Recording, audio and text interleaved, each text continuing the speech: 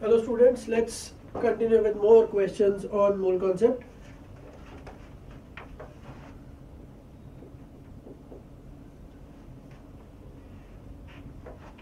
The concentration of sugar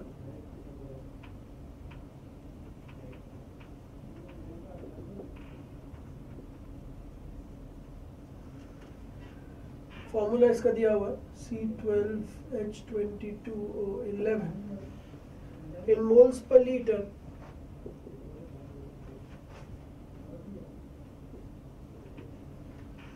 If it's 20 grams is dissolved in enough water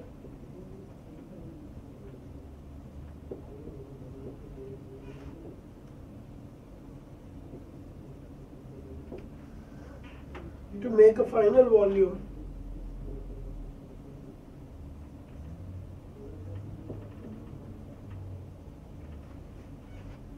up to 2 liters.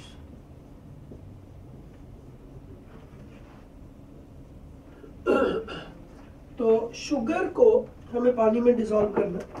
Sugar का formula दिया हुआ है. This is basically sucrose C12H22O11. तो question ये पूछा गया कि the concentration of sugar in moles per litre. मुझे मोल्स पर लीटर में कॉन्सेंट्रेशन बतानी है. अगर मैंने 20 ग्राम्स को डिसॉल्व किया, 20 ग्राम्स ऑफ शुगर को मैंने पानी में डिसॉल्व किया और टोटल वॉल्यूम 2 लीटर्स तक का है, तो मुझे ये समझ में आ रहा है कि total volume of the solution is 2 litres. Then अगर मुझे शुगर के मोल्स इसमें पता चल जाते हैं, तो अगर 2 लीटर में इतने मोल्स हैं तो 1 लीटर में जितने भी मोल्स होंगे that will be the concentration of sugar. तो सबसे पहले हम इसका मोलर मास निकाल लेते हैं. तो इसका मोलर मास क्या होगा? कार्बन का वेट, कार्बन का individual weight is 12, so total 12 into 12 हो गया carbon, plus hydrogen is 1 into 22 that is 22, oxygen is 16 into 11. ठीक है, इसको टोटल करते हैं. This is 144, this is 22. Now 11 6 66, 6 carry, 11 1 11 into 7. ठीक है, ये हो गया. इन सबको ऐड करते हैं. 144 22 176, 1 कैरी, 7 8 9 10 14 कैरी 3. सो ये जो शुगर है सुक्रोज, इसका टोटल वेट है 342. तो मोल्स कितने हो गए? मोल्स हो गए 20/342. ठीक है, 20 ग्राम हमें दिया हुआ था. 20/342 is the moles. Now this amount of moles is actually dissolved in total solution, that is 2 liters. तो अब molarity, that is concentration, will be moles upon volume in liters. So the ultimate answer comes out to be 20/342 divided by 2. तो ये जो भी answer आएगा this will be the right answer. तो question बहुत simple सा था. इसमें बस हमें क्या करना था, मोल्स निकालने थे. एंड 2 लीटर्स में अगर इतने मोल्स हैं तो 1 लीटर में कितना मोल होगा, that will be the concentration. Let's do another question on this.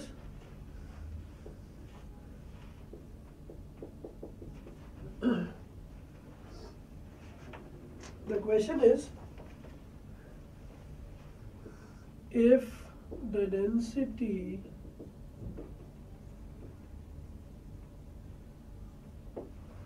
of methanol is 0.793 kgs per liter, then the volume needed,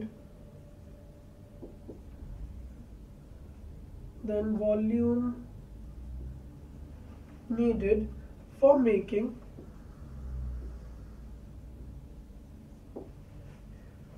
2.5 liters of its 0.25 molar solution is.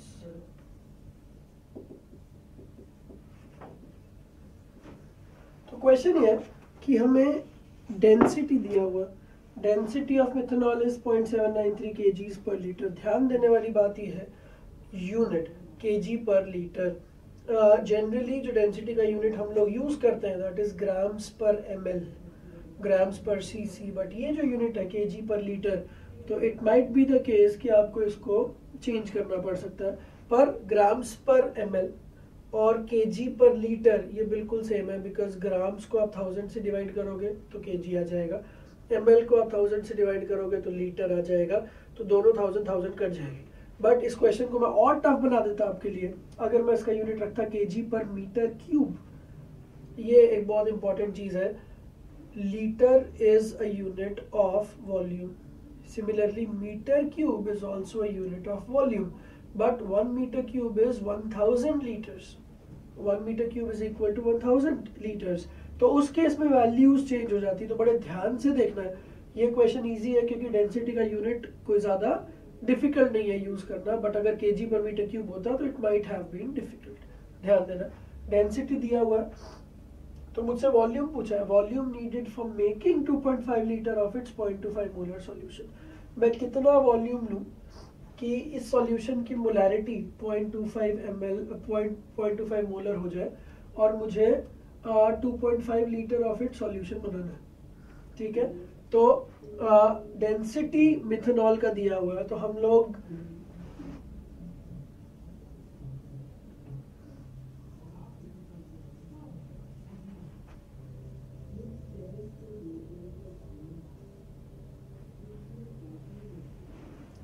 Question ये है कि solute plus solvent give solution, ये हम बहुत पहले बहुत बार use कर चुके हैं। अब इस क्वेश्चन में बेसिकली ये बोला गया है कि मुझे 2.5 लीटर सॉल्यूशन बनाना है, ठीक है, और उस सॉल्यूशन को बनाने के लिए मैं सॉल्वेंट तो लूंगा ही, मैं साथ में सॉल्यूट लूंगा, तो मैं सॉल्वेंट तो एक्स्ट्रा जितना भी ले सकता हूँ सो दैट टोटल 2.5 लीटर्स बन जाए। तो इसको स्टार्ट करते हैं हम लोग। डेंसिटी मिथेनॉल का दिया हुआ, तो यहाँ पे जो सॉल्यूट है दैट इज मिथेनॉल, और इसका वॉल्यूम मैं कितना लूं और उसमें मैं कितना पानी डालूं कि टोटल सॉल्यूशन 2.5 लीटर्स हो जाए।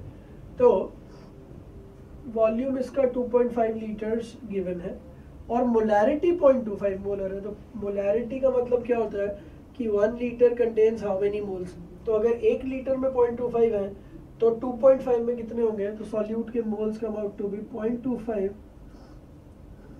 इंटू 2.5, तो इतने मोल्स मुझे सॉल्यूट के चाहिए, that solute is methanol,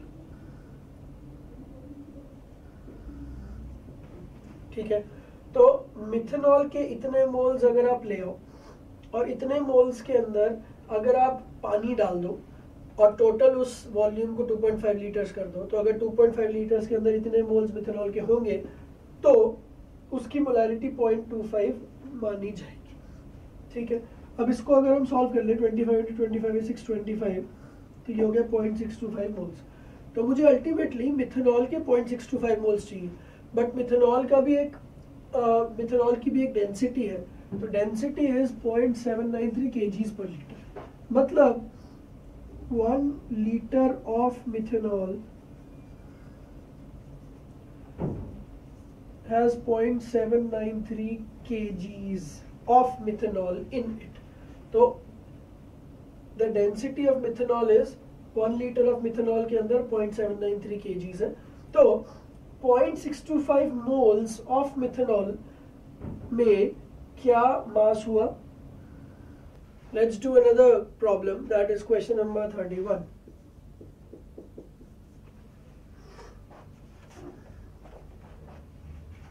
The molarity of NaOH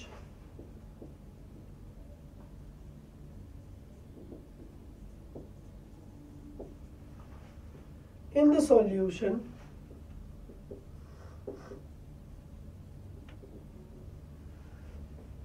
prepared by dissolving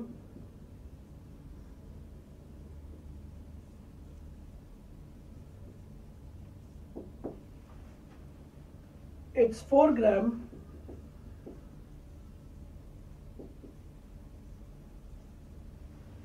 in enough water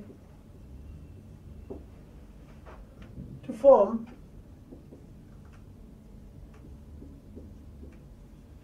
250 ml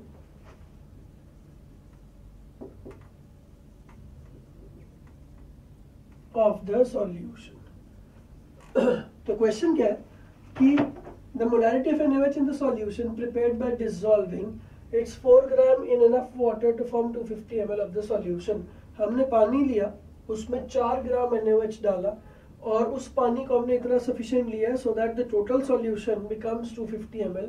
the molarity of NaOH we need to find out.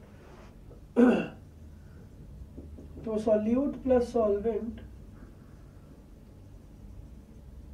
Gives you a solution. Solute के 4 ग्राम हमने लिए और solution का total 250 ml हमने बना दिया by adding sufficient amount of water. Now molarity निकालना, molarity के लिए हमें क्या चाहिए होता है, the number of moles of solute and the volume of solution. तो वॉल्यूम ऑफ सॉल्यूशन तो मेरे पास है 250, मोल्स ऑफ सॉल्यूट मुझे निकालना है, तो वो निकालना ज़्यादा मुश्किल नहीं है बिकॉज NaOH का नाम दिया हुआ है। NaOH का molar mass is 40, so ultimately number of moles becomes 4 upon 40, that is 0.1. So molarity comes out to be moles upon volume, since volume is in ml, so this becomes 0.1 upon 250 into 1000, so that is 10 upon 25। तो ये हमारा answer आ गया। इसको हम और solve कर सकते हैं 5 से डिवाइड करके, 2/5 दैट इज 0.4 मोलर। तो क्वेश्चन का आंसर आ गया 0.4 मोलर। आगे चलते हैं। Next question is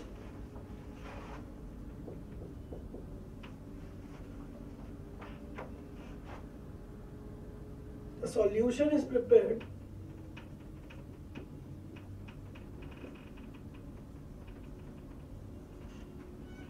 by adding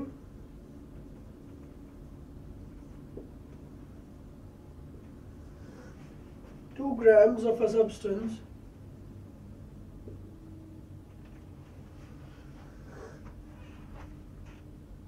to 18 grams of water.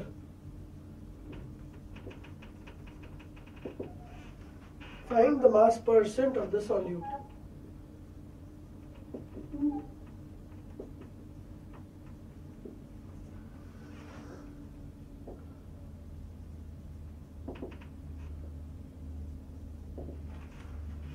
तो हमने 18 ग्राम्स ऑफ वाटर के अंदर 2 ग्राम्स ऑफ सब्सटेंस डाला है और हमें ये जो सब्सटेंस सॉल्यूट, इसका मास परसेंट निकालना।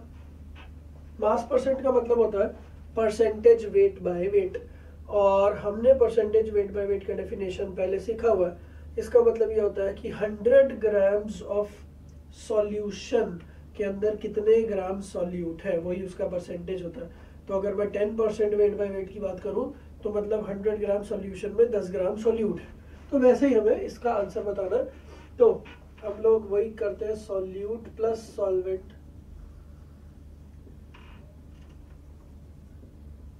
Gives you solution. सॉल्यूट के 2 ग्राम हमने डाले, 2 grams, solvent that is water के 18 ग्राम डाले। तो by law of mass conservation we get to know कि इसका 2 और इसका 18 है, तो 2 + 18 बिकम्स 20 ग्राम्स। ठीक है, तो मास परसेंट में, परसेंटेज वेट बाय वेट में, एक तो हम सॉल्यूशन को देखते हैं और एक सॉल्यूट को देखते हैं। तो हमें दिख रहा है कि इसके 20 ग्राम्स में इसके 2 ग्राम्स है। ठीक है, तो इसके 100 ग्राम्स होते तो इसका कितना होता? Unitary method. If 20 grams of solution contain 2 grams of solute, so 100 grams of solution contains 2/20 into 100, that is 10 grams of solute. So the answer becomes 10%. ये आंसर आ गया। तो उसने मास परसेंट पूछा है तो आंसर आ गया 10%। अगर वो परसेंटेज वेट बाय वेट पूछता है तो भी आंसर आता 10%। तो मतलब 100 ग्राम सॉल्यूशन के अंदर आपको 10 ग्राम सॉल्यूट मिलेगा। So this is your final answer. Let's do another question.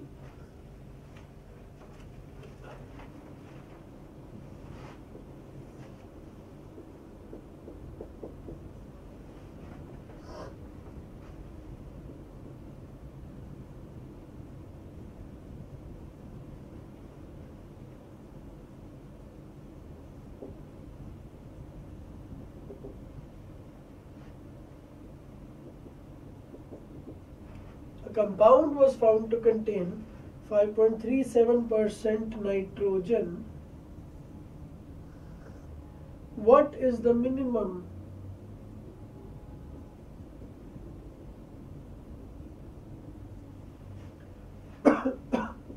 molecular weight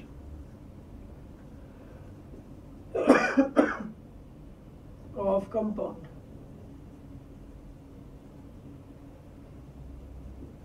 question है कि एक कंपाउंड है जिसमें नाइट्रोजन है और वो नाइट्रोजन का परसेंटेज 5.37% पाया गया.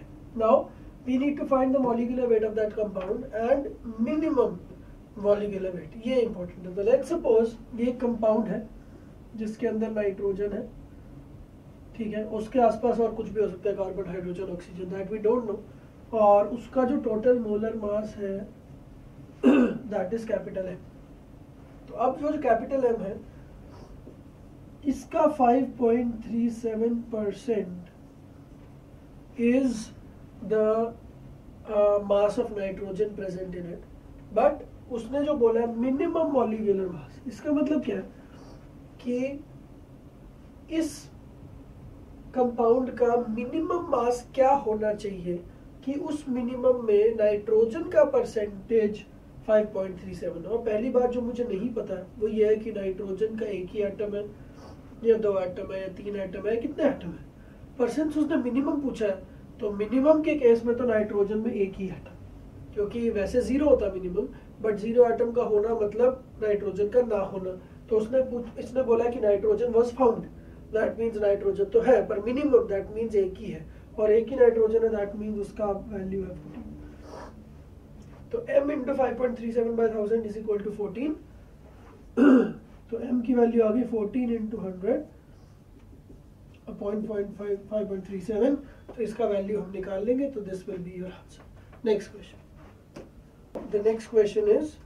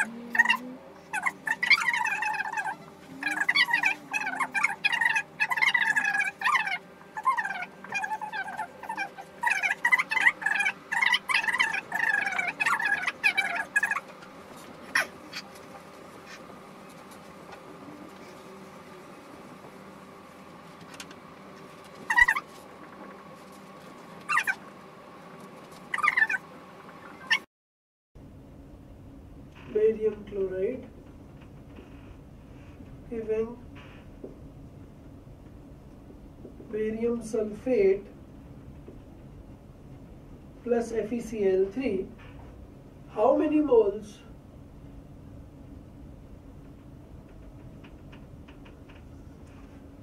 of barium chloride are needed to produce half mole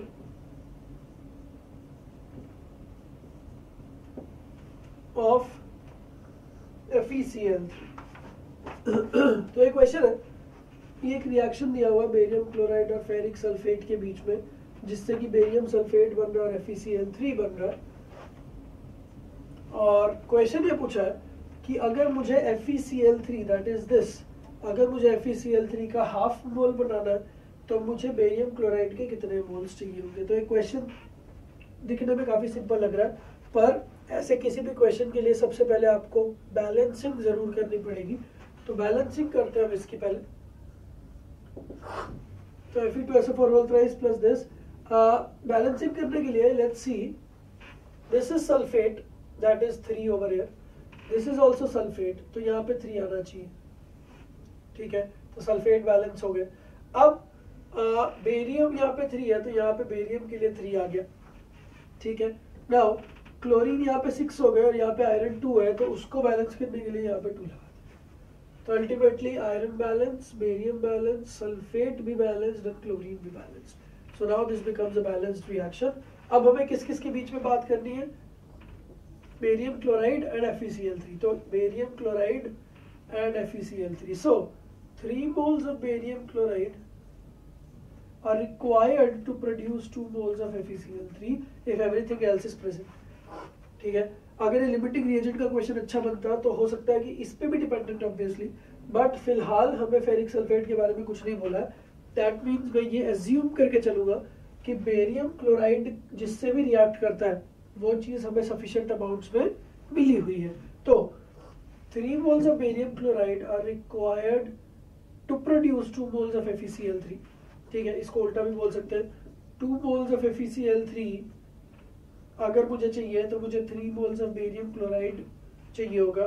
तो अगर मुझे हाफ मोल चाहिए तो मुझे 3/2 into half mole barium chloride लेके आना होगा।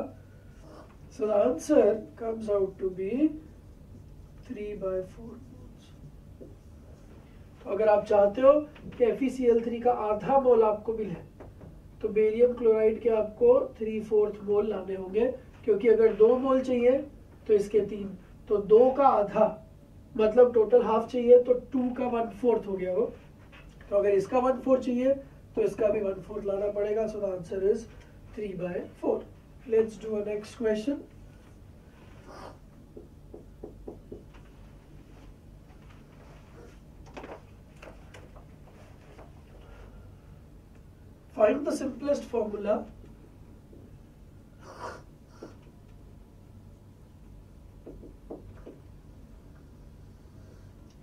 Find the simplest formula of a compound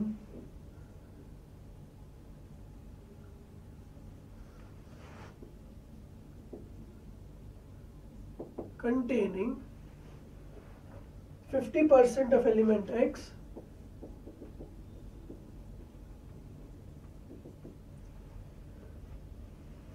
उसका एटॉमिक मास गिवन है, एटॉमिक मास 10 and 50%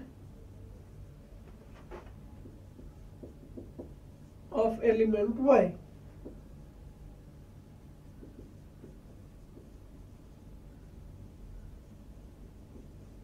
इसका एटॉमिक मास गिवन है 20। तो एक कंपाउंड है जो X और Y से मिलके बना है, X का एटॉमिक मास 10, Y का एटॉमिक मास 20, तो उसका मुझे simplest formula that is empirical formula बताना है। तो इसका सॉल्यूशन हम लोग देखते हैं।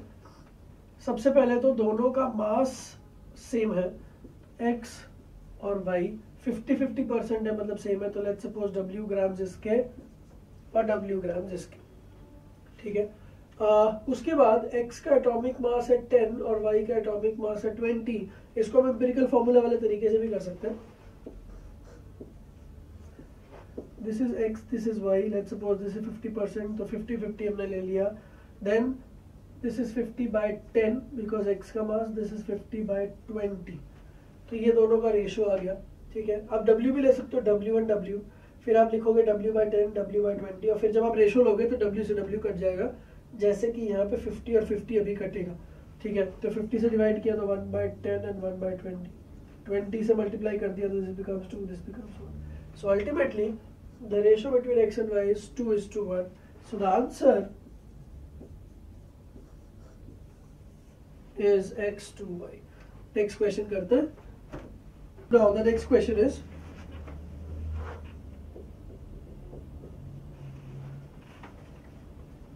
Hydrocarbon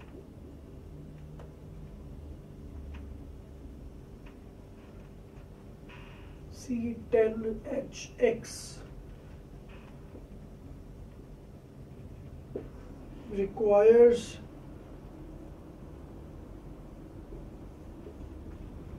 (40 moles of O2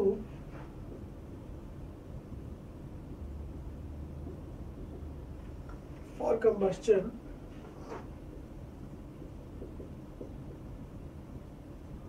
of 2.5 moles. What is the value of X?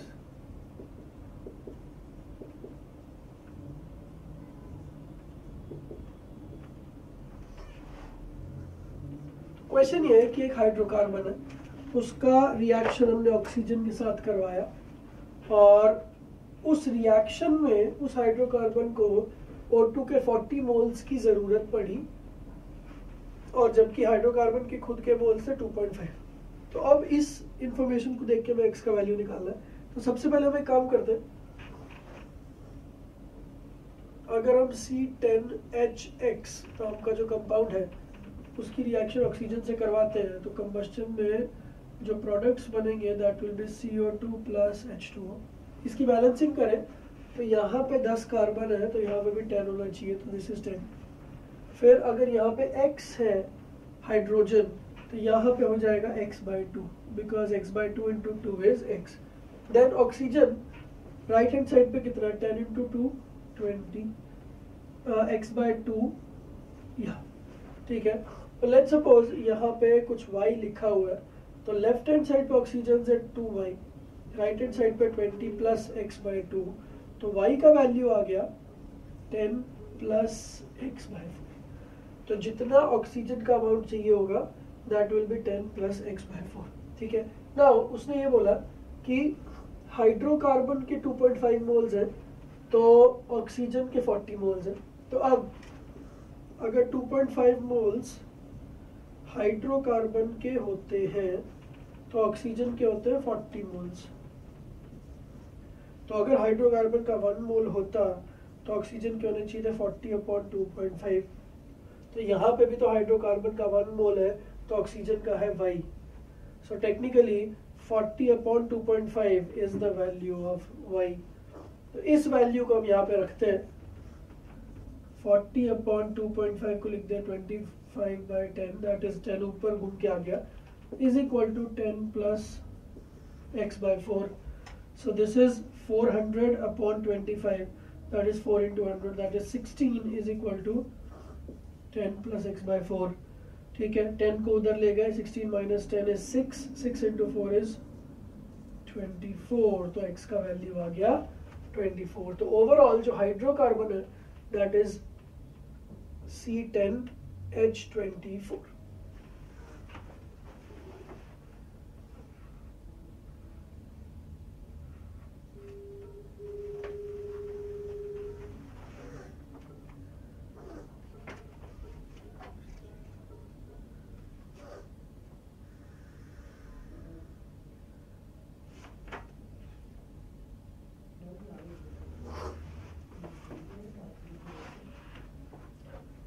तो ये क्वेश्चन हो गया। अब हम नेक्स्ट क्वेश्चन पे चलते हैं।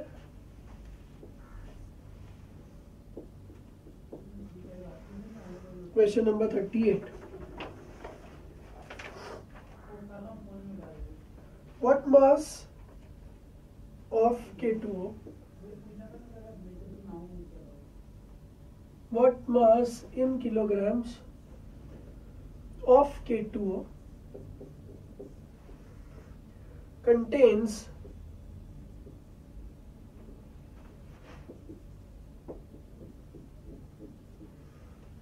the same number of moles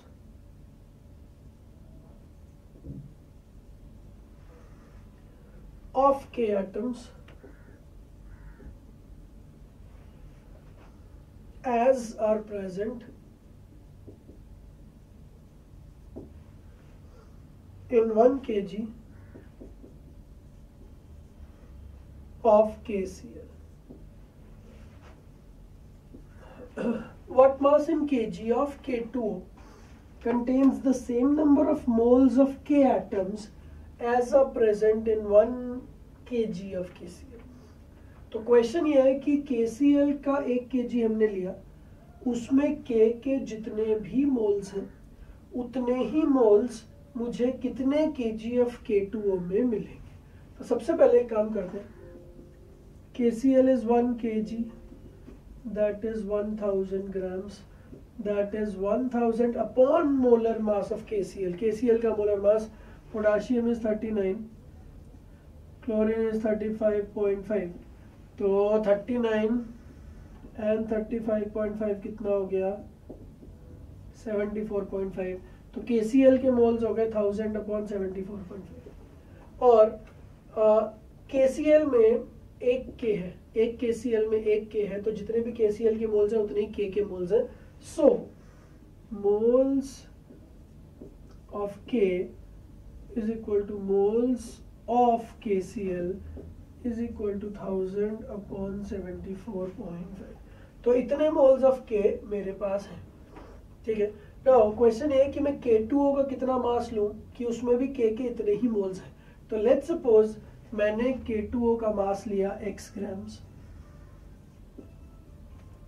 ठीक है, ये मैंने ले लिया। तो मोल्स ऑफ K2O कितने आए x अपॉन, इसका K2O का मास कितना होता है 39 इंटू 2 दैट इज 78 प्लस 16, तो ये हो गया 94, तो ये हो गया x अपॉन 94। तो अगर मैंने K2O का x ग्राम लिया, ठीक है, तो मोल्स हो गए K2O के x बाय 94, ठीक है। नाउ x बाय 94 अगर मोल्स हो गए तो इंटू 2 करूंगा तो मोल्स ऑफ K आएगा। तो moles of K is 2 into x by 94, ठीक है। नाउ तो ये मोल्स K के आ गए, वो भी मोल्स K के हैं। अब मुझे दोनों को इक्वेट करना पड़ेगा। So ultimately 2x by 94 should be equal to 1000 upon 74.5। तो ये इक्वेशन जब आप सॉल्व करोगे तो x आ जाएगा इन ग्राम्स, जो भी वैल्यू है, तो x की वैल्यू ग्राम में आ जाएगी। और हमें मास इन केजीज पूछा है, तो बस एक last step. So the answer ultimately will be x by 1000, क्योंकि जो भी वेट ग्राम में है उसको केजी में कन्वर्ट करने का तरीका बाय 1000। तो इस क्वेश्चन को हमने कैसे किया, हमें KCl दिया था और हमें K2O दिया था, दोनों अलग अलग थे। हमने KCl के मोल्स निकाले और KCl के मोल से K के मोल्स निकाले। फिर हमें K2O का मास पूछा गया था, तो हमने वो एज्यूम कर लिया x ग्राम, उसके मोल्स निकाल लिए। फिर K2O के मोल्स में से K निकाल लिए, और दोनों में पोटाशियम के मोल्स तो बराबर ही हैं, तो उनको बराबर करके x का वैल्यू आ गया, और x का वैल्यू ही तो kgs में पूछा था। So that is our answer. अगले क्वेश्चन पे चलते हैं।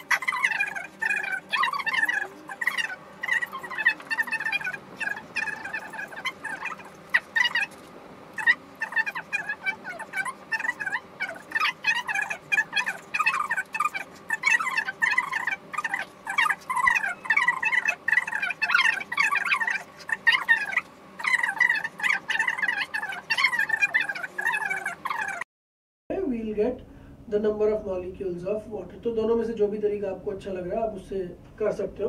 तो हम लोग ये दूसरा वाला तरीका यूज करते हैं। एक बार हम टोटल को वापस चेक कर लेते हैं। 2 + 24 + 64 + 36 that is 90 + 36 that is 126। Okay, so now पहले हम मोल्स ऑफ ऑक्सैलिक एसिड निकालते हैं। So that gives me 630 milligrams है, तो -3 ये ग्राम्स है अपॉन 126। तो ये आ गए मोल्स ऑफ ऑक्सैलिक एसिड। फिर हमने निकाला मॉलिक्यूल्स, तो ये आ गया 630 × 10⁻³ अपॉन 126 इनटू एवोगैड्रोस नंबर। तो ये आ गया हमारे पास मॉलिक्यूल्स ऑफ ऑक्सैलिक एसिड।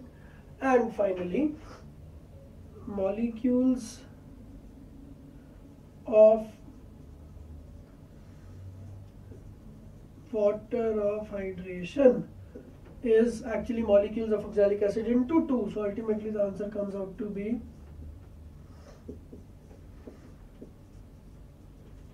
तो जो भी ऊपर का आंसर था उसको 2 से मल्टीप्लाई किया तो overall molecules of water of crystallisation हमारे पास आ चुके। Let's do another problem.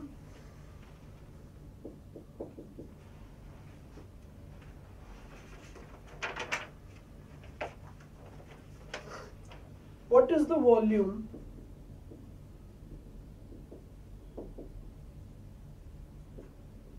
in liters of O2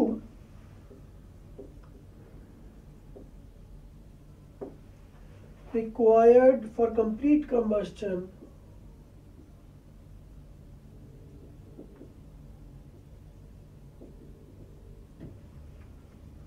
of 216 grams of C5H12 at STP।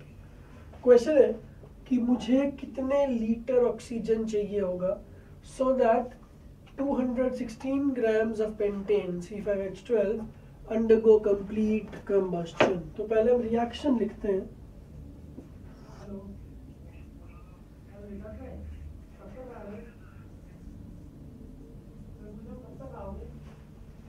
C5H12 plus O2 gives you CO2 plus H2O।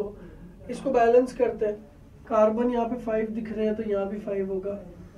Hydrogen यहाँ पे 12 दिख रहे हैं तो यहाँ पे 6 होगा बिकॉज 6 × 2 is 12। देन ऑक्सीजन, तो ऑक्सीजन यहाँ पे 5 × 2 10 और ऑक्सीजन यहाँ पे 6, तो total oxygen on the right hand side is 16। तो उसको बैलेंस करने के लिए मैंने यहाँ पे 8 लगाया बिकॉज 8 × 2 is 16, तो बैलेंसिंग हो गई। अब C5H12 का 216 ग्राम्स, पहले मैं मोलर मास निकालता हूँ। C5H12 का क्या, 12 × 5 is 60 plus 12 that is 72। तो 72 ग्राम्स का 1 मोल है। तो 216 मतलब कितने मोल्स हुए? Moles of C5H12 becomes 216 upon 72, that comes out to be 3 moles। ठीक है, तो पेंटेन के 3 मोल्स हैं। इस रिएक्शन के हिसाब से for the complete combustion to take place 1 mole of pentane require 8 moles of oxygen. So logically अगर 1 मोल को 8 मोल ऑक्सीजन चाहिए तो 3 मोल को कितने चाहिए? 3 times, that is 8 3 24 moles of O2। So O2 required is 24 moles. और अगर हम STP की बात कर रहे हैं तो 1 mole of a gas at STP acquires 22.4 liters of volume, so the volume is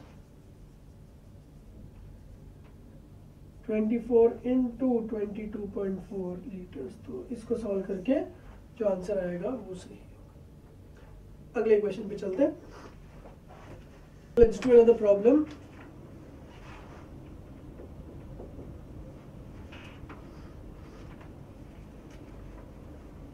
How many grams of KCl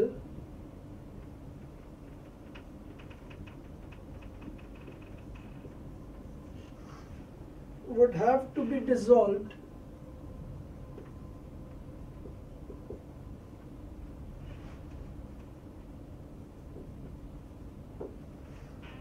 in 60 grams of water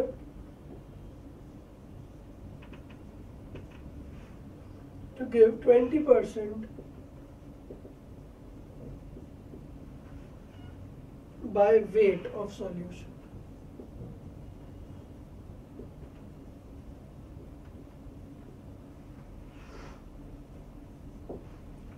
question ये है कि हमारे पास 60 ग्राम्स वाटर है, उस 60 ग्राम वाटर में हम कितना KCl ऐड करें so that the overall percentage of the solution becomes 20% by weight. तो पहली बात तो 20% by weight का मतलब ये होता है कि टोटल सॉल्यूशन का वेट अगर 100 ग्राम्स है तो 100 में से 20 ग्राम सॉल्यूट होना चाहिए, ठीक है। अब उसने क्वेश्चन ये पूछ लिया कि मुझे KCl के कितने ग्राम ऐड करने, तो सबसे पहले हम solute plus solvent that is gives you solution.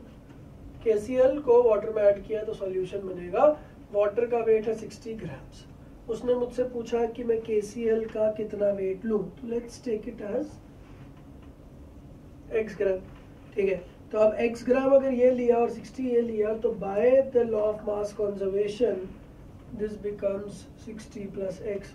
अब उसने क्वेश्चन क्या बोला कि ये x इतना होना चाहिए सच दैट कि अब ये 20% वेट बाय वेट सॉल्यूशन हो। तो 20% का मतलब 100 ग्राम्स में 20 ग्राम्स, ठीक है। तो 20% का मतलब मैं ऐसा ले सकता हूँ the mass of solute that is x upon total mass into 100 should be 20 because 20% की बात हो रही है। तो इसको अगर हम सॉल्व करेंगे 0 से 0 कट हो गया तो 10x इज इक्वल टू ये 120 प्लस 2x, 2x को उधर ले आए तो 8x इज इक्वल टू 120, तो x comes out to be 120 by 8, so it comes out to be 15 into 8 is 120। तो अगर मैं KCl के 15 ग्राम्स लूंगा तो आंसर इज 15 ग्राम्स। तो अगर मैं 15 ग्राम्स लूंगा तो टोटल वेट हो जाएगा 60 प्लस 15 दैट इज 75, और उस 75 टोटल वेट में से 15 ग्राम्स का जो वेट सॉल्यूट का है तो 15 into 5 is 75, तो 15 is actually 20% of the solution. So overall your answer comes out to be 15 grams. Now let's take the next question.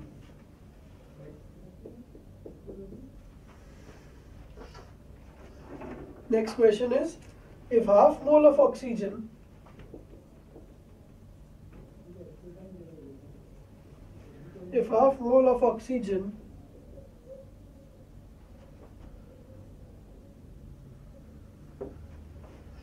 combined with aluminium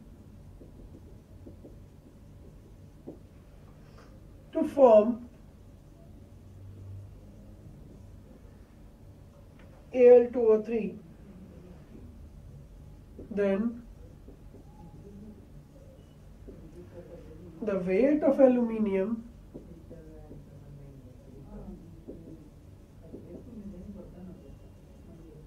used in the reaction is।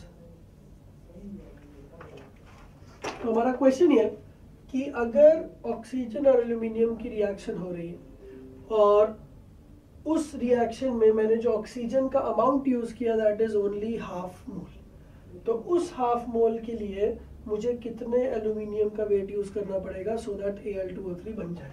तो सबसे पहले तो reaction लिखते हैं aluminium plus oxygen.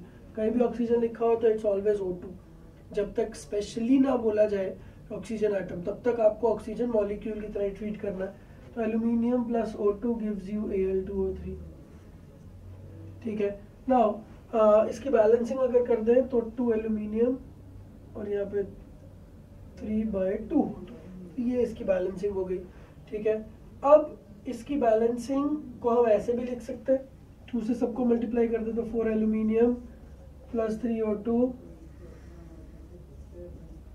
gives you 2 Al2O3, ठीक है। अब question में क्या बोला कि हमने ऑक्सीजन का कितना मोल लिया, हाफ, ठीक है। तो ऑक्सीजन के नीचे हाफ लिख देते हैं। combines with aluminium to form Al2O3 and the weight of aluminium used। अब एल्यूमिनियम का पहले मोल्स निकाल लेते हैं फिर उसका वेट निकाल लेते हैं। So if 3 moles of oxygen require 4 mole of aluminium, So if 3 moles of oxygen require 4 mole of aluminium, so half mole of oxygen require how much? 4 by 3 into half moles of aluminium. So that gives me 2 by 3 moles of aluminium. तो question में 2 by 3 moles of aluminium आ चुका है. उसने मुझसे weight of aluminium पूछा, weight of aluminium. तो weight निकालने के लिए बस अब हम क्या करेंगे? 2 by 3 into 27. 9 3s are 27, so ultimately comes out to be 18 grams of aluminium. तो हमारा ये फाइनल आंसर आ चुका है. तो हमने पहले बैलेंस रिएक्शन लिखा, फिर हमने हाफ मोल 3:4 और हाफ के रिस्पेक्ट में 2 by 3 मोल्स ऑफ एल्यूमिनियम आया, और 2 by 3 मोल्स को 27 से मल्टीप्लाई करके हमारा फाइनल आंसर आ गया 18. Next let's jump to next question. Next question is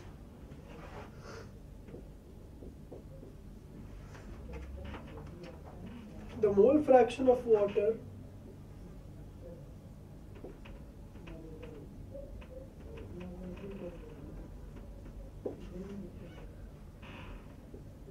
in 20% weight by weight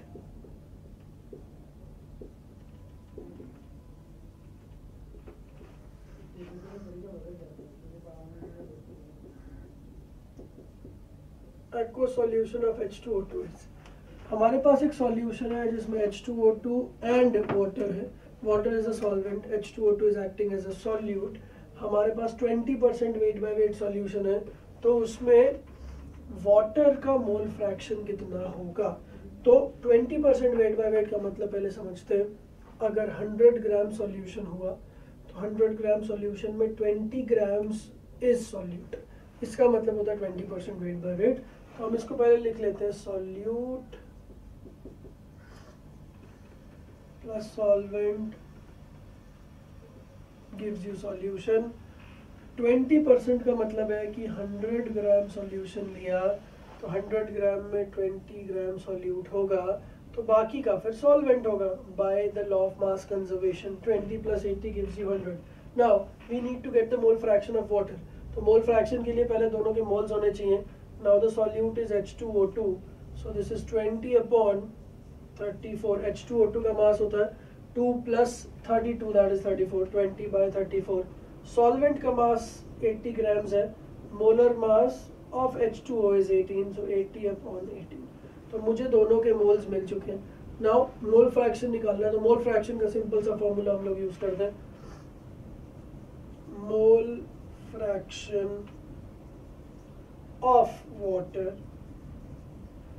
is actually moles of water upon total moles. So this gives me moles of water कितना है?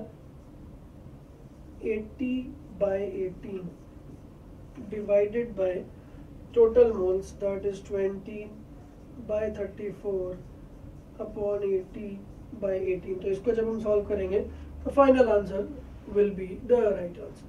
चलिए next question करते हैं. Question number 45. So the question is, total mass of neutrons. Find the total mass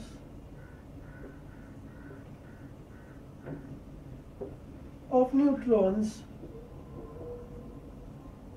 in 7 milligram of carbon 14. ये काफी simple question है, इसको हम जल्दी सॉल्व कर लेते हैं. न्यूट्रॉन्स कार्बन 14, वैसे जनरली कार्बन 12 होता है. Carbon 14 is an isotope of carbon. Isotopes हमने पहले भी डिस्कस किया है, जिनके एटॉमिक नंबर सेम होता है और मास नंबर डिफरेंट होता है. कार्बन को अगर मैं अच्छे से रिप्रेजेंट करूं, so this will be the representation where 6 is the atomic number and 14 is the mass number. Number of protons 6 हो गए. न्यूट्रॉन्स हो गए 14 माइनस 6, दैट इज 8. तो एक एटम कार्बन में 8 न्यूट्रॉन्स होते हैं. तो अगर मैं ये निकाल लूं कि टोटल कार्बन के कितने एटम्स हैं और उसको मैं फाइनली 8 से मल्टीप्लाई कर दूं, तो मेरे पास टोटल न्यूट्रॉन्स आ जाएंगे. ठीक है. और अगर उसने टोटल मास पूछा तो एक न्यूट्रॉन का मास, अगर हमें पता है प्रोटॉन और न्यूट्रॉन का मास ऑलमोस्ट सेम ही होता है, तो हम न्यूट्रॉन के मास को नंबर ऑफ न्यूट्रॉन से मल्टीप्लाई करके टोटल कर देंगे। तो अल्टीमेटली पहला काम, कितने कार्बन के एटम्स हैं। नाउ कार्बन 14 का मतलब है कि इसका मोलर मास है 14, सो 14 grams contains Na atoms, so 7 into 10 to the power minus 3 grams, milligrams है, मिलीग्राम्स को मैंने 10 to the power minus 3 grams लिखा है। 14 ग्राम्स का मतलब Na एटम्स, तो 7 into 10 to the power minus 3 का मतलब Na upon 14 into 7 into 10 to the power minus 3 atoms. So ultimately that gives me, अगर मैं Na की वैल्यू लूँ 6.023 को मैं अप्रॉक्सीमेटली 6 ले सकता हूँ into 10 to the power 23, so 6 by 2 is 3 into 10 to the power 23 or 10 to the power minus 3 gives you 10 to the power 20 atoms. तो कार्बन के मेरे पास इतने एटम्स आ गए। अभी हमने थोड़ी देर पहले देखा कि हर एटम में 8 न्यूट्रॉन्स हैं, so number of neutrons is equal to 3 into 10 to the power 20 into 8। तो ये आ गया नंबर ऑफ न्यूट्रॉन्स, और एक न्यूट्रॉन का मास होता है 1.6 10 to the power minus 27 kgs approximately. Proton और न्यूट्रॉन का मास सेम ही होता है, सो मास आ गया 3 into 10 to the power 20 into 8 into 1.67 into 10 to the power minus 27। तो ये आ गया ए। इसको जब आप सॉल्व करोगे तो ये फाइनल आंसर आ जाएगा केजीज में। इसको आप ग्राम्स में या किसी भी चीज में भी रिप्रेजेंट कर सकते हो, ठीक है। चलिए नेक्स्ट क्वेश्चन की तरफ बढ़ते हैं। Let's do another problem.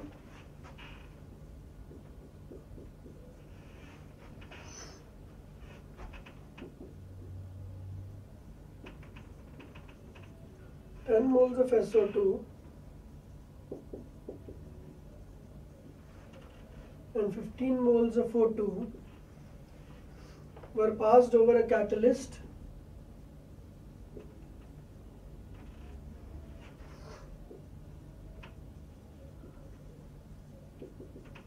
to produce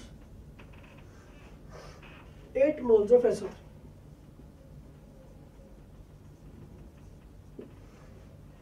Find the ratio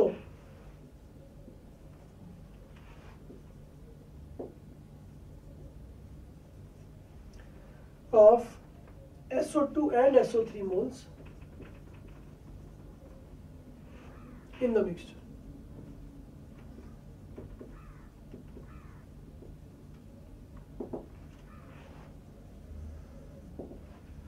solution.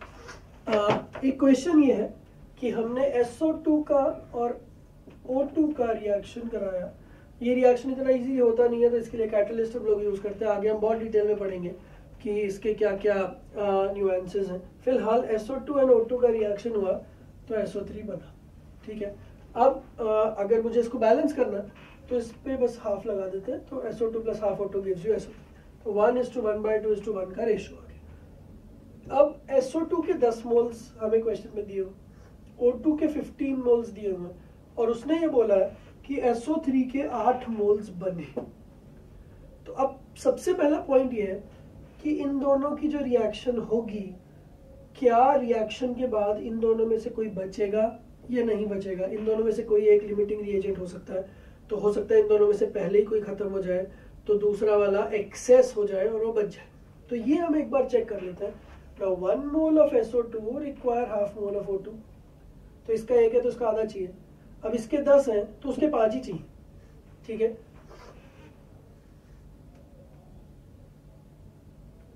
Now अगर मैं ये एज्यूम करता हूँ कि इसके 10 है तो इसके 5 चाहिए, तो उसकी रिएक्शन से फिर मुझे ये मिलेगा कि SO3 के जो मोल्स हैं वो 8 नहीं मिलेंगे। ये एक बहुत इंपॉर्टेंट क्वेश्चन हो गया। SO2 एंड O2 ये दोनों की रिएक्शन हो रही है। अब उसने ये बोला कि SO2 और SO3 के मोल्स मुझे बताने हैं, मतलब SO2 बचा हुआ है, ठीक है। और हर रिएक्शन में ऐसा जरूरी नहीं है कि कोई एक ही बचे। अभी तक तो हमने यही सीखा है बट केमिकल इक्विलिब्रियम नाम का एक चैप्टर आएगा, उसमें ये भी पता चलेगा कि दोनों के दोनों बच सकते हैं। ठीक है, तो अभी मोल कॉन्सेप्ट के लेवल पे वो बातें ठीक है कि दोनों में से कोई एक लिमिटिंग रिएजेंट होगा, बट ऐसा हो सकता है कि दोनों बच जाएं। और अब इस क्वेश्चन में ऐसा ही हो रहा है, तो ध्यान देना है कि अगर आप चाहते हो कि 8 मोल SO3 के बने हैं, अगर इस क्वेश्चन में ये 8 मोल्स नहीं दिया होता तो हम लोग नॉर्मली यूज करते हैं कि इसके 1 के लिए इसका आधा चाहिए, तो इसके 10 के लिए इसके 5 चाहिए, तो 5 के हिसाब से 15 दिया हुआ है, मतलब दैट इज एक्सेस, तो O2 एक्सेस हो गया तो SO2 लिमिटिंग हो गया, और अगर SO2 लिमिटिंग हो गया तो SO2 डिसाइड करेगा, तो इसके 1 मोल से अगर इसका 1 मोल बनता है तो इसके 10 मोल से इससे 10 मोल बनने चाहिए थे। तो अगर आप ऐसा सोचते तो आपको आंसर मिलता 10 मोल्स, बट उसने क्वेश्चन में दिया 8 मोल्स, दैट मीन्स इन दोनों की रिएक्शन कंप्लीटली हुई नहीं है।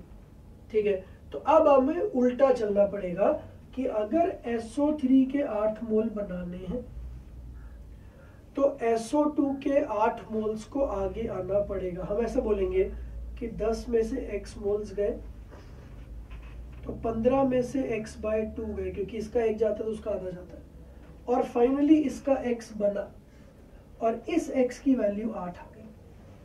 ठीक है, तो इस x की वैल्यू अगर 8 आ गई तो SO2 जो बचा that is 10 - 8 that is 2, 2 moles SO2 के बच गए और SO3 के 8 मोल बन गए। तो अब final answer ratio of SO2 and SO3, so the ratio is SO2 के 2 और SO3 के 8, सो इट गिव्स यू 1/4। चलिए नेक्स्ट क्वेश्चन पे चलते हैं।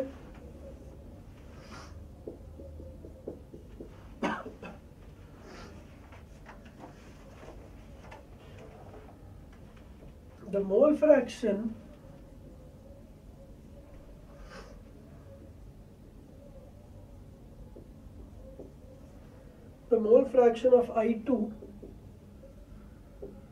in C6H6 is 0.2।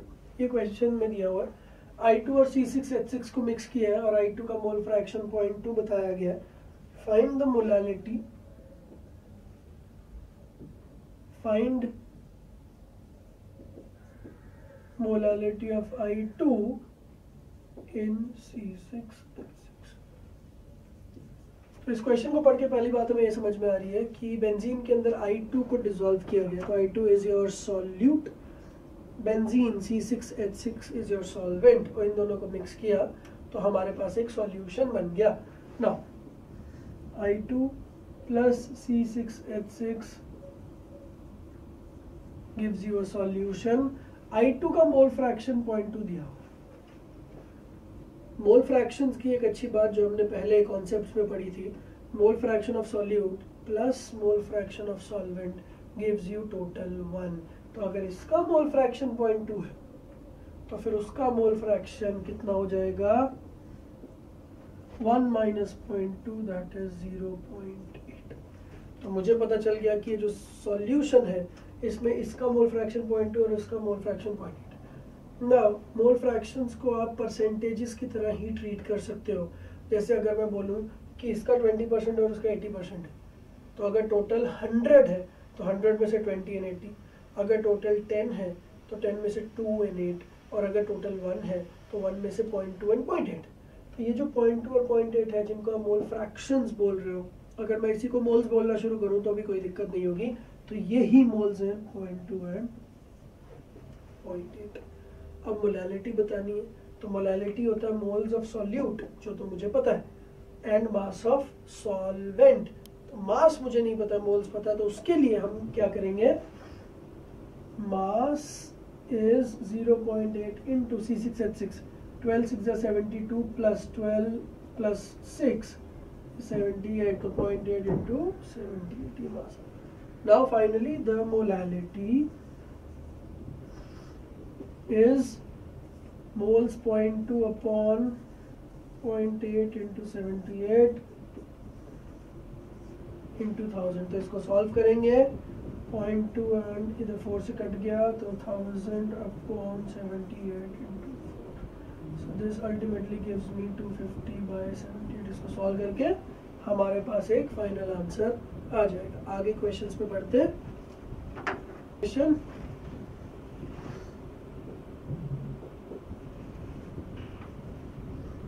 equal masses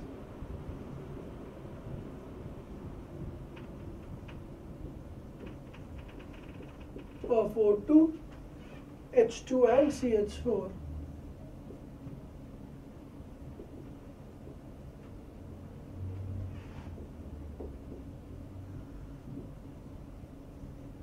Are taken in a container. The respective mole ratios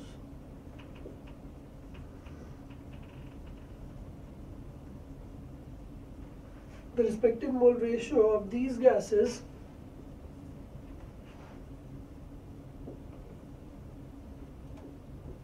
in a container is how much? तो question ये है कि हमने एक कंटेनर लिया और उसमें 3 गैसेस डाली और तीनों के इक्वल मासेस डाले, तो अब हमें मोल रेशियोज बतानी है। तो हम तीनों को इंडिविजुअली लेते हैं, O2, H2, CH4, तीनों का सेम मास डाला है, तो आप कोई भी मास यूज कर सकते हो। You can use an actual number 1, 10, 100 whatsoever, या फिर आप W यूज करो। W वेट हमने तीनों का डाल दिया, ठीक है। अब तीनों के मोल्स इंडिविजुअली क्या होंगे, W/32, W/2, W/16। तो जो रेशो है वो रेशो क्या आएगा, W/32 is to W/2 is to W/16। So W cut गया। अब हम इसको किसी ऐसे नंबर से मल्टीप्लाई करेंगे जिससे कि ये सब वापस से ठीक हो जाए। तो सबसे पहले 2 से मल्टीप्लाई करते हैं। अगर मैं 32 से ही मल्टीप्लाई कर दूं तो 16 भी 32 से डिविजिबल है, 2 भी। तो 32 से मल्टीप्लाई करने पे 1:2, 16:2। तो ये रेशो आ जाएगा नंबर ऑफ मोल्स का। तो अगर मैंने इक्वल वेट डाला इन तीनों का, तो सबसे ज्यादा मोल्स मुझे हाइड्रोजन के दिखेंगे और सबसे कम मोल्स मुझे ऑक्सीजन के दिखेंगे, और जो बीच में नंबर ऑफ मोल्स रहेंगे वो CH4 के रहेंगे। सो that is an obvious thing, because hydrogen का मोलर मास कम होता है। तो अगर आपने एक फिक्स्ड मास डाला तो उस फिक्स्ड मास में छोटे छोटे हाइड्रोजन तो काफी सारे आ जाएंगे, जबकि बड़े बड़े ऑक्सीजन कम आएंगे। तो ये रेशो है 1:16:2। Now let's do another question.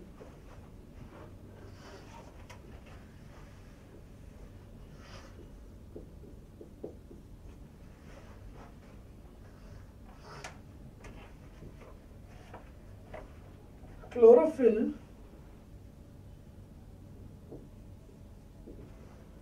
a green coloring matter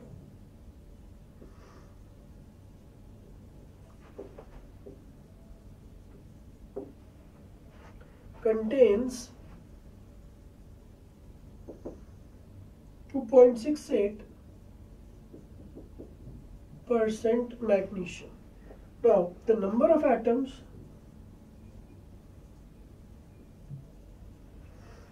of magnesium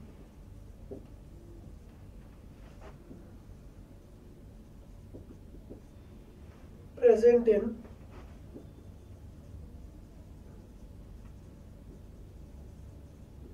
1 gram chlorophyll is। Question ये है कि क्लोरोफिल, आप सबको पता होगा कि क्लोरोफिल नाम की एक चीज होती है, कंपाउंड होता है, उसमें मैग्नीशियम है।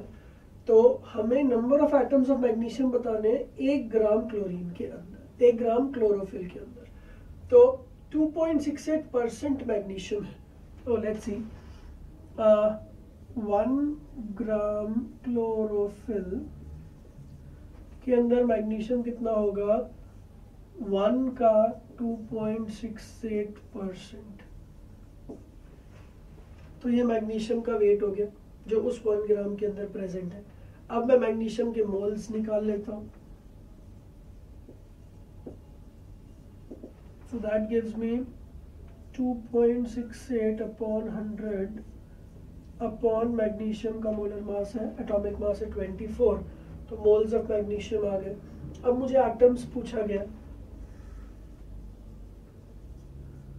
तो एटम्स ऑफ मैग्नीशियम कैसे आएंगे, 2.68 upon 1000 upon 100 upon 24 into Avogadro's number, that is 6.023 × 10⁻23। तो जब आप इस सब को सॉल्व करोगे तो आपको एक फाइनल आंसर मिल जाएगा। तो ये क्वेश्चन कुछ इतना मुश्किल नहीं था, बस ये है कि क्लोरोफिल में 2.68% है, तो पहले हमने 1 ग्राम में 2.68% निकाला, फिर ये जो वेट है ग्राम्स में है, पर उसने मुझसे एटम्स पूछा। तो आप ऐसा समझ सकते हो कि number of atoms is going to be huge, because एक एटम बहुत छोटा होता है तो उसका मास बहुत छोटा होता है। तो इवन तो आपको देख के लगे कि ग्राम्स में ये चीज काफी छोटी है, 0.0268, 2.68/100, तो ये ग्राम्स में तो काफी छोटी है, बट फिर भी इसमें बहुत सारे एटम्स होंगे, बिकॉज एक एक एटम का मास तो 10⁻⁻27 -26 इस रेंज में होता है, इतना छोटा। तो ये जो ग्राम्स की वैल्यू है तो फिर भी काफी बड़ी है, तो इसमें हमारे पास काफी सारे एटम्स मिलेंगे। सो this will be your final answer. Next question पे चलते हैं। Question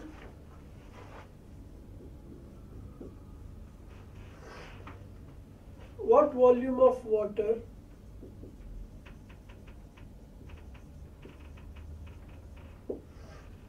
should be added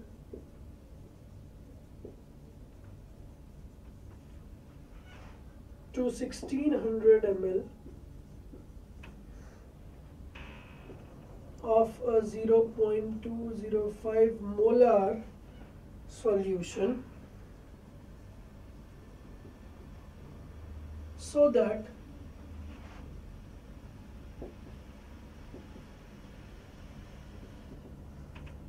the resulting solution becomes 0.2। Question ये है कि हमारे पास एक सॉल्यूशन है which is already 1600 ml and 0.205 molar solution, तो उसमें मैं कितना वाटर ऐड करूं सो दैट उसकी नई मोलैरिटी हो जाए 0.2। तो इस क्वेश्चन को सॉल्व करते हैं हम लोग।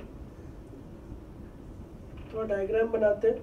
This is 1600 ml already, this is 0.205 molar. Let's suppose मैंने V वॉल्यूम V ml पानी का ऐड किया और उसके बाद इसकी मोलैरिटी होगी 0.2। ठीक है, तो इस क्वेश्चन को सॉल्व करते समय हमें दो चीज़ें ध्यान रखनी है। पहली चीज़, जो वॉल्यूम मैंने ऐड किया उसकी वजह से टोटल वॉल्यूम विल इंक्रीज। 1600 तो ऑलरेडी है और V ml और हो जाएगा, तो टोटल हो जाएगा 1600 plus V total volume. And total moles, total moles के लिए ऐसा है कि इसमें जो भी सॉल्यूट है उसके moles are going to remain the same, because जब आप ऊपर से पानी डालोगे तो मोल्स पे फर्क नहीं पड़ेगा। वॉल्यूम इंक्रीज हुआ है but number of moles of solute तो उतने ही। तो मैं बस क्या करूंगा, टोटल नंबर ऑफ मोल्स निकालूंगा सॉल्यूट के, जो कि पहले जितने थे अभी भी उतने ही, बट टोटल वॉल्यूम इस केस में बढ़ गया है। So the new molarity will be new moles, total moles upon total volume. Total moles तो सेम है बट टोटल वॉल्यूम चेंज हो गया, तो इस वजह से मोलैरिटी भी चेंज होगी। तो हम पुराने मोल्स निकालते हैं पहले। Molarity is number of moles by volume, so number of moles is molarity into volume. Number of moles is 0.205 into 1600 upon 1000। ये आ गए नंबर ऑफ मोल्स। ठीक है, new volume 1600 plus V ml. Now new molarity new will be number of moles upon new volume, so that is 0.205 into 1600 by 1000, that is 1.6 upon 1600 plus V। तो ये जो volume है ml में आपने लिया, तो इसको सॉल्व करने के लिए इंटू 1000 रखना पड़ेगा। तो अगर मैं इसको सॉल्व करता हूँ तो ये डायरेक्टली हो गया 0.205 into 1.6 upon 1600 plus V into 1000। ठीक है, तो जब हम, ये नया मोलैरिटी है और क्वेश्चन में हमें नया मोलैरिटी दिया 0.2, तो इस एक्सप्रेशन को हम लोग 0.2 से इक्वेट करेंगे। तो जब इस क्वेश्चन को हम लोग इस इक्वेशन को सॉल्व करेंगे, one equation one variable, we'll find the exact value of V। तो इस तरीके के क्वेश्चन और भी आ सकते हैं। तो अभी तक हमने बहुत सारे क्वेश्चंस किए, बहुत सारे एग्जांपल्स किए। तो आई होप इतने एग्जांपल्स को देखने के बाद now doing more questions will not be a big challenge for you. और जो इतने सारे क्वेश्चंस करने के बाद आई होप कि अब आपका ये टॉपिक क्लियर हो गया होगा। हम लोग नेक्स्ट क्लास से will start with the next topic. Thank you.